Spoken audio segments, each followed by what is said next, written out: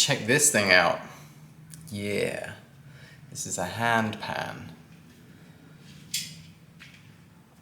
Made in South Africa. And it arrived a couple of weeks ago.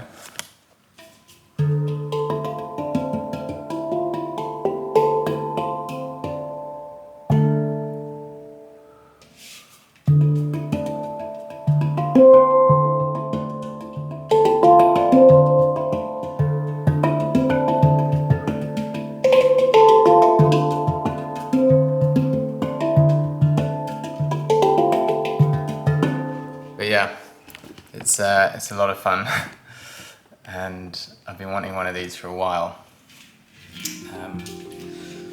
I've been practicing a few hours a day on it, and it's been really opening up some creative portals and making me think more about like how I want to express myself as an artist, as a human being who I consider my whole life to be my final piece of art.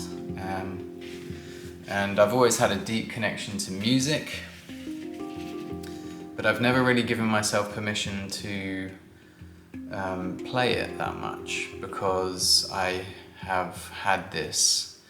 recently come into an awareness of this belief system that I used to be operating under, that said that if I'm gonna do something, I'm gonna do one thing, and I'm gonna do it to become like the best in the world at it. So I had these very, very, very high standards, which I needed to get to become multiple world champion kayaker and professional athlete back in the day before the whole YouTube thing. And then I brought that very high standard belief system into my YouTube realm, and it didn't quite fit, because although it helped me really commit to doing all the things necessary to bring subscribers in, to bring more views in, it was bringing a competitive element into a creative world. So it was gonna just, the engine was gonna fall apart eventually because it wasn't in harmony, which it did. And yeah, I got severely burnt out trying to be the very best at something that is literally just creative expression. But of course, when you bring all the numbers in and the subscribers, and then also the dependency on the positive feedback and validation that I was receiving from my audience, it all just became this big, weird, kind of toxic environment that led to me completely blowing out. And like, I'm exploring music with the hand pan, playing guitar, and it's making me realize I don't have to be a world famous hand pan player to enjoy the medicine that I receive from playing a musical instrument that is very meditative and it's a very flow state kind of thing. Anybody who's fucked with flow state before knows that when you're in that flow state, you're not in your head at all, you're in your feeling, and it comes through you, and actually you're just the vessel for the music to come through you. You can't claim it, really. You can claim the capacity and the practice to get out of the way. It's like when I'm playing guitar and I don't even really have to think about it, I can play it whilst almost in a conversation with someone. It's happening through me. It's like muscle memory, but at the same time, with the hand pan especially, it's flow state. And that is a fucking joyous place to be. I find myself getting into flow state sometimes on these videos where what I need to say comes through without me having to think about it too much. It just kind of flows. Also on podcasts, vocal artists get into a flow state when they're freestyling or singing, a cappella singing, and there's so many ways you can get into a flow state. I've been in flow states before kayaking. That used to be my flow state, literally just like like everything was just happening so effortlessly. I was completely at one with the boat and paddles in the water. I wasn't thinking, I was just feeling, gliding. And anybody who's done a lot of swimming will understand that beautiful feeling of the glide. Very similar in kayaking. You can get in flow state running. You can get into a flow state writing. But the flow state, that is the combination of, the perfect combination of surrender and discipline. And where those two circles overlap, that bit in the middle, that's the flow. So as a human being, an ego, an individual, if you are able to have the discipline to bring the action to manifest and create something like music, whilst not claiming that it's yours so tightly and controlling it that you completely miss out on surrendering and letting something come through you, then you will be putting yourself in the pocket. You can find that flow state and it's like, holy shit, something's coming through me that's much more than me. It can only be considered as divine. Like, it can only be considered as the universe expressing itself through me. So the new moon and the eclipse happened this week, and I felt like it put me in a pressure cooker. I am more and more and more aware of how sensitive I am to energy and how connected I am to the huge cosmic shifts in energy that are happening in our solar system, these massive ages and cycles that are moving constantly. And so as I am more aware of that and am more informed about it, I'm feeling it a lot more, so I'm getting a lot more from it. I want to have an increased level of sensitivity. I want to be more intuitive. I want to be more aware of myself and what's happening around me in my environment. I don't want to numb off or close myself out or contract myself. I'm expanding. So this solar eclipse was heavily focused around my career, and it was to do with the 10th house, Gemini questioning everything, Sagittarius wanting freedom and progress, and the combination of the whole astrological thing, which I won't get into, was basically had me in multiple breakdowns in one day, crying on my knees, knowing not who I am or what I'm supposed to be doing, why I'm supposed to be doing it, if I'm even meant to be here, just the whole gambit, but focused particularly around what am I supposed to be doing here. This is a question that's been on my mind for 2 years, ever since really I had my spiritual emergency and my awakening. I've had moments where I'm like, oh, I'm meant to be doing men's work, or oh, I'm meant to be doing podcasting, or I'm meant to be, and really that was all just an expression of all the different things that I am capable of doing. But my old school mentality of I need to find one thing and be world class at it was actually preventing me from enjoying any of those things, because I'd explore one way of expressing myself and then I'd realize I'm not going to be the best at the world in this, and I don't even know if this is the one thing that I'm supposed to be doing for the rest of my life. And so I'd get disheartened by it and I'd push it aside, and then I'd think, well, better not waste my time with that because it's not the one thing that I'm supposed to be doing in this life. And then it would come back around. I'm like, well, maybe it is what I'm supposed to be doing, and then maybe I'm supposed to be doing this, and then that, and then this. And what happened on the solar eclipse in this pressure cooker, that was this huge invitation for me to really, really ask myself, what is it that I'm supposed to be doing? And what came out the other side of it has given me so much relief, because basically it's like, you're not supposed to be doing any one thing. It's not like I'm meant to be doing something. It's more like, what do you want to do? You can do anything you want. I can do anything I want. Like anything realistically, which is, to me, realistically is a lot of things. And I can make music, I can paint, I can draw, I can make mandalas, I can take photos, I can do men's work, I can facilitate men's work, I can expand my capacity for healing, I can expand my capacity for like anything. I've got so many things, and I'm gonna fucking do them all. And I don't need to focus on one of them to be the fucking best in the world at it, because I'm no longer in competition with the world.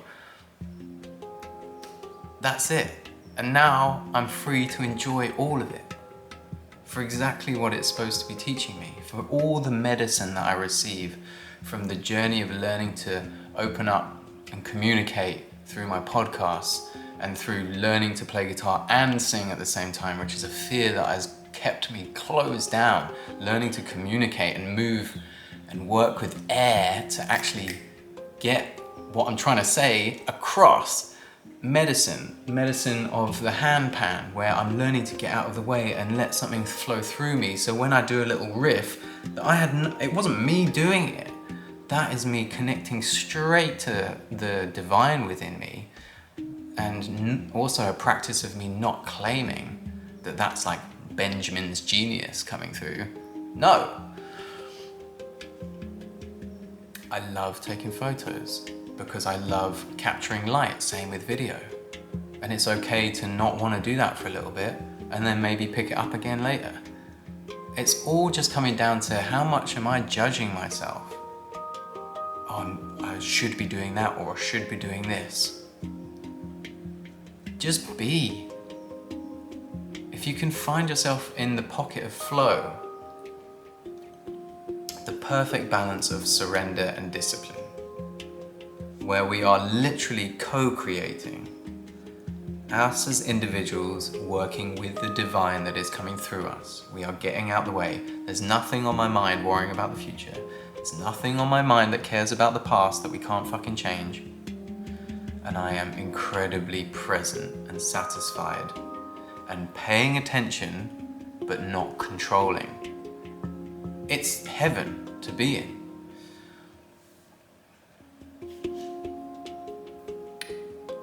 And the more I can find that state of being and create and express myself from the authentic truth of my divine being, not the story Benjamin ego story, which is as divine as you want to make it because it's all perfect. Like there's nothing that needs to be changed or should have or could have been. Everything in my journey is perfect because it's actually all just taking me back to the truth of who I am. The truth of who we all are. We're all just fractals, sparks of the same thing. This whole experience is all from one source. And it is said that the human mind cannot even fathom the immensity of that. There's no words and language is clumsy when you're trying to describe the indescribable.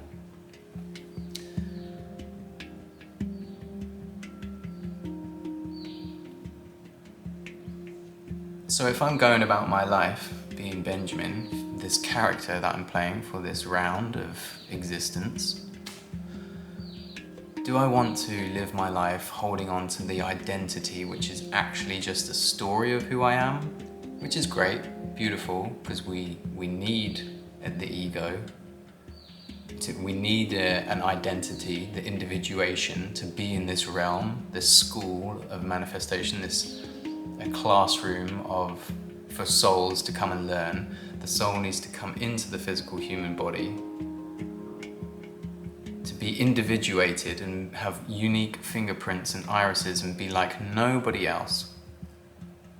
To simply be part of the infinite possibilities of the universe experiencing itself through our conscious awareness of ourselves. Now, do I want to live in my ego and pretend that it's all me, it's all Ben, I'm the fucking hot shit? Or can I actually say, I can't claim any of this, and I'm actually going to hand it all over to Spirit, hand it all over to Source, hand it all over to God, hand it all over to the universe, whatever kind of language makes you feel most comfortable. Something bigger than me, much bigger than me. Little Benjamin in my story that I identify with. When you start confronting that within yourself, it can be really uncomfortable.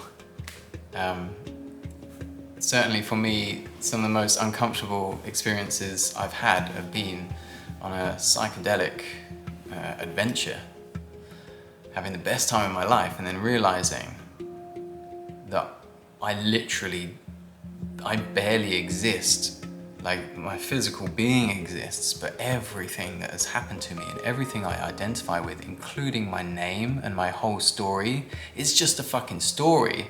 And if holding on to that so tightly, you need that level of control and knowing,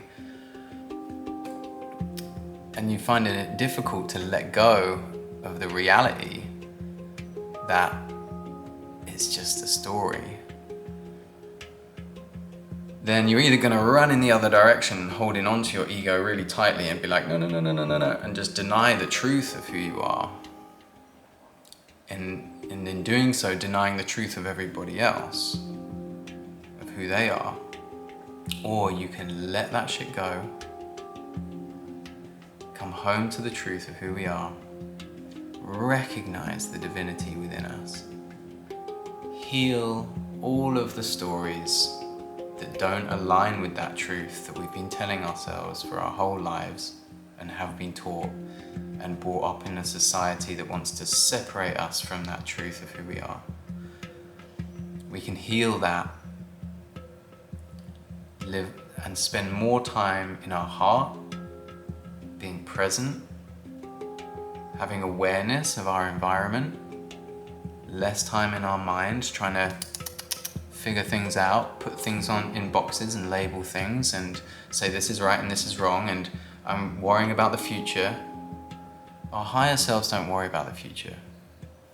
Our higher selves know that we are safe, that we will be looked after, that we will be taken care of. Our higher selves also know that death is part of what we signed up for. We didn't come down here to have an eternal life. We came down here to have a short existence in this time-space continuum called the third dimension, to learn some soul lessons. And when we signed up, we knew we were going to die. So why do we find it so difficult to come to terms with the fact that death is the beginning? And we couldn't even have an existence without death. Look at the way the planet works. Look at the way existence works. Love it. And don't be scared for death. Don't be scared for other people's death either. And don't take your ego and be like, should or shouldn't have died too early. Graduated too early. Weird. I fucking love talking about death and things I actually love talking about things that most people find really weird in conversation to be talking about, but like, maybe, I think I studied philosophy in a past life or something, and certainly if all of this interest around existence had been sparked within me as a child, maybe I would have been interested in studying philosophy. And actually, I'm kind of fucking studying it already, but just without any kind of qualifications. I'm reading up, doing my research and just getting fucking stuck in and with the practical side of things, like psychedelic adventure time, trying to figure out how life works and what it means to have a connection to God and what it means to have a physical body. All of that, I'm like in the school of life, trying to figure it out. And the more I figure it out, the more I realize I can't really figure this one out. Like, I can bring language to it and try and understand things a little bit better, But really, like, the main thing I've figured out that's really been useful is just that we are in a realm of duality. We are in this physical world, for us to, in the manifestation world where things become things. You need contrast for that to happen. You need light and dark. You need yin and yang. You need masculine, feminine. You need all of the polarity is where the contrast happens. But it all comes from the same unified source. So to understand that puts you in a better space, has helped me to understand this reality, this realm a little bit better. To understand how those energies and forces are at play constantly, back and forth, back and forth, back and forth, to create things, to allow the contrast of things to actually be created. And to also come to terms with death, to come to terms with the impermanence of life. Because without that kind of contemplation, I think it's difficult to live fully without even really thinking about the fact that we're going to all die, and that everybody you know is going to die, and probably all memories of everything at some stage in the future, including all my beloved YouTube videos, and everything is going to disappear. Nothing is permanent. So what do we have? A newly found connection to God, a new appreciation for living through the contemplation of death, the reality, the realization of the impermanence of life, a newfound appreciation for the fact that this is even happening at all, and we cannot possibly get our minds through half of it to understand it. A newfound appreciation for every single ancestor that we have had, that have come before us, that have lived long enough to reproduce and successfully keep that human alive long enough for them to reproduce since the dawn of time. Wrap your mind around that one. And then consider the honor that it is to be at the forefront of a bloodline that has come from the dawn of time. Just expanding our awareness, expanding our consciousness out from the contracted me, I, ego, survival, fear. Expand it out. And there's so much on offer in this realm, in this lifetime. We are co-creating our whole experience, but we can't actually claim any of it. So there's no fucking pressure. Everything is perfect. And there will be moments in your life, if you haven't had the blessing of feeling it already, where you just go and you realize everything that has happened to you up till now has been exactly what's needed to happen to you, good and bad. And that is a fucking satisfying feeling.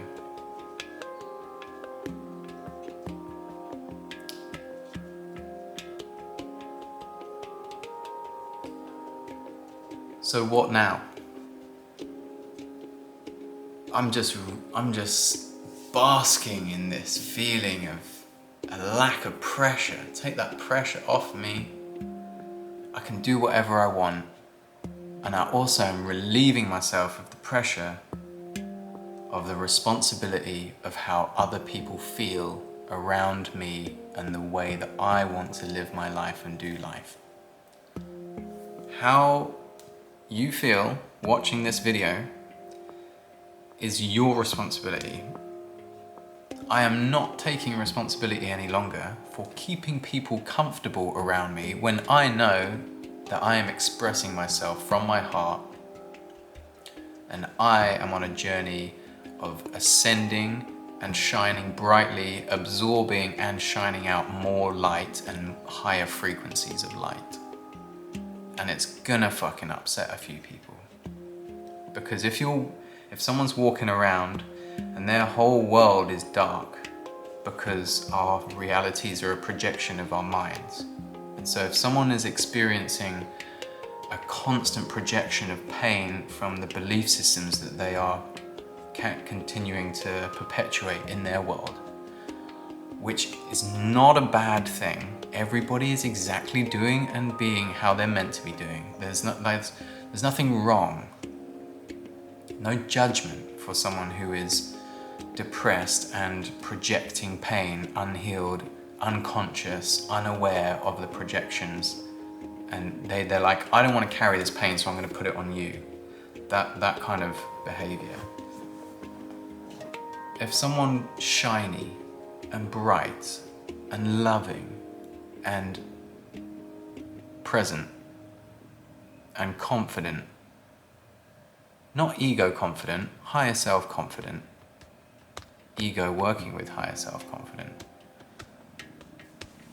heart space, loving, that amount of love can feel very confronting. I've experienced it myself. When I feel like I don't deserve love that I'm receiving and it's coming on thick and fast, sometimes I've gone into like a trauma response, to shake even, because I don't feel like I deserved it. Now, unfortunately, pain wants to keep itself going, so someone who is in pain that is experiencing someone who is on a high frequency of light and love and compassion and empathy and forgiveness will most likely find themselves pushing that person away or doing whatever they can to deny their very existence. And that's a common theme at the moment as lots of people rise up. And the rise up is kind of accentuated by the fear that is coming through the collective at the moment. There's just like there's this virus of fear that is like bringing everybody, like a lot of people, millions of people in the collective. And remember, we're all one collective consciousness, so you can't escape being part of that.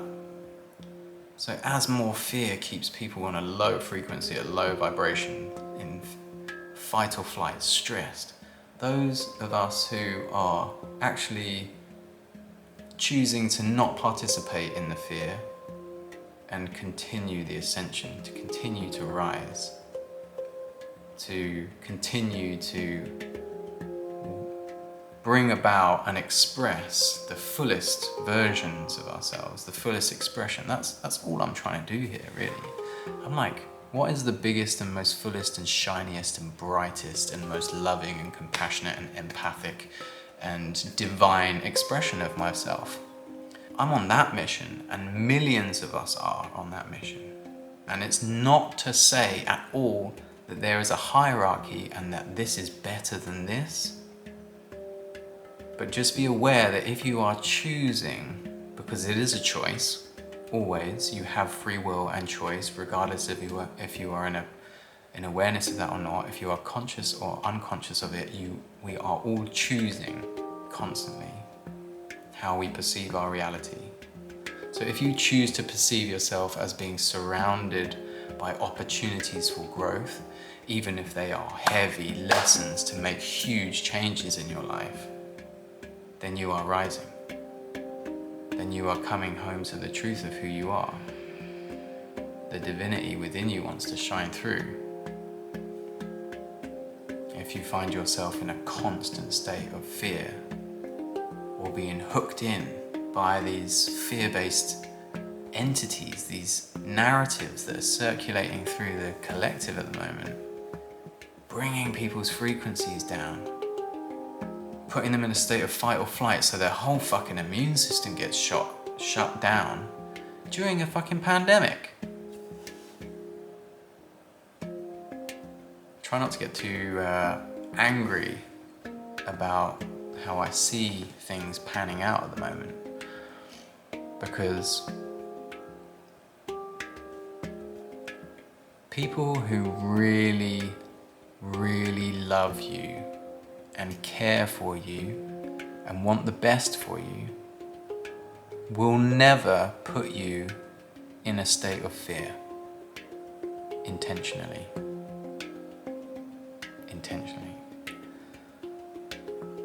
So if you find yourselves being triggered into a state of fear, whether it's by leaders that you thought had your best interests at heart, or family members, or someone you're relating with, or friends, or all these people who claim to have your best interests at heart, and by all means and purposes probably do, yet you feel intuitively like, should I be feeling this much fear in this interaction, in this engagement, in this relationship?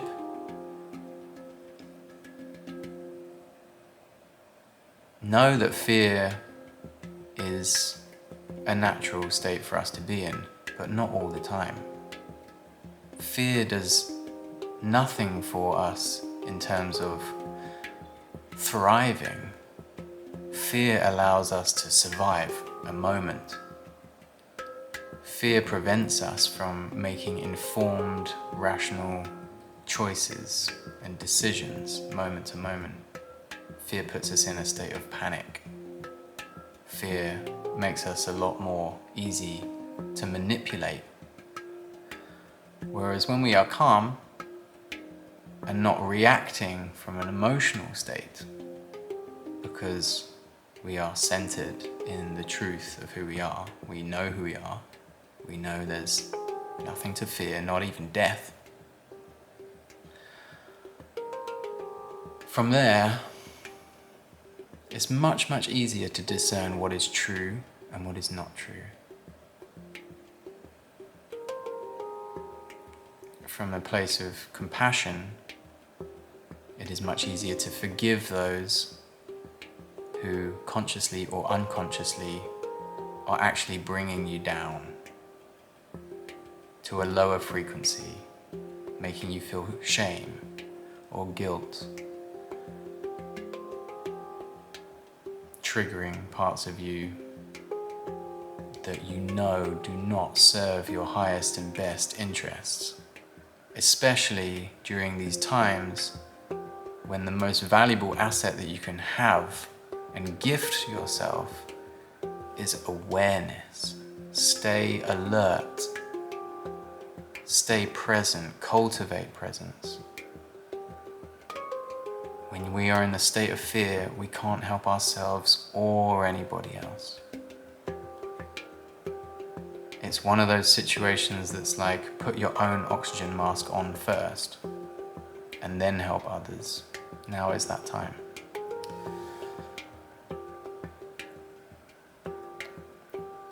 So try be grateful for all the beautiful lessons that are coming into your life, whether they are subtle or huge invitations for change. And know that you are loved, you are supported, you are held. Know that you are a fractal of a universe that wants to expand, that wants to be more. It's not a contracting universe. We are on the very forefront. We are the tip of the spear of consciousness. We are aware of this whole universe that's happening. And it is in the favor of love, expansion, progress, evolution. And so you can choose that. It's totally up to you. It's your free will to do so or not. So this is a bit of a rogue drop-in, but as we move into this new age of Aquarius, there are a lot of changes that are going to be happening. So if you can learn to love making those fucking changes in yourself, then you will also find it a lot easier to witness in others and have compassion for other people moving through changes rather than judgment. And you will also find yourselves probably being a leader of these changes and this new age that is being birthed on the planet right now. And that's about it. I fucking love you. Whoever you are, wherever you are, I love you. And I'm sending you this hour. so many blessings right now. For this hour. Stay aware. The blessings and the opportunities for change and growth are everywhere right now. Everywhere, constantly. Deepen your meditation practice. Deepen your self-love practice. When I share it, Hold those boundaries. I love Put yourself first. what a And practice can be for other people. yeah, watch as this whole incredible experience blossoms for us all over the next rest of our lives. Surrender. I love you. Goodbye. I invite you to really use this time to surrender. There's a lot going on in the world right now, and it's important.